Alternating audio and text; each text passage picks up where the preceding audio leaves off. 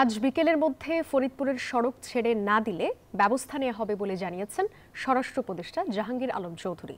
দুপুরে স্বরাষ্ট্র মন্ত্রণালয়ের আইন শৃঙ্খলা সংক্রান্ত কোর কমিটির বৈঠক শেষে তিনি বলেন, আন্দোলন করার অধিকার সবার আছে, কিন্তু লাখ লাখ মানুষকে ভোগান্তিতে ফেলা কোনোভাবেই যৌক্তিক নয়। উপদেষ্টা বলেন, ২ ইউনিয়নকে পুনর্বিন্যাস করে নির্বাচন কমিশন সংসদীয় আসনের যে সীমানা নির্ধারণ করেছেন তাতে সরকার কোনোভাবে সম্পৃক্ত নয়। এ নিয়ে যারা আন্দোলন করছেন তাদেরকে সঠিক প্রক্রিয়া অনুসরণ করে অভিযোগ জানানোর পরামর্শ দেন স্বরাষ্ট্র উপদেষ্টা।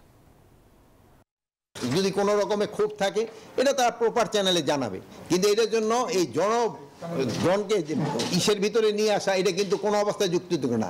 এগুলো জনগণের কিন্তু ভোগান্তি হচ্ছে। এই 2টা ইউনিয়নে কতজন লোক আর কতজন ভোটার আর কত প্রায় লাখ লাখ লোকের কিন্তু আপনি জিম্মি করে রাখছেন। এটা কিন্তু কোনো অবস্থায় বরদাস্ত করা হবে না।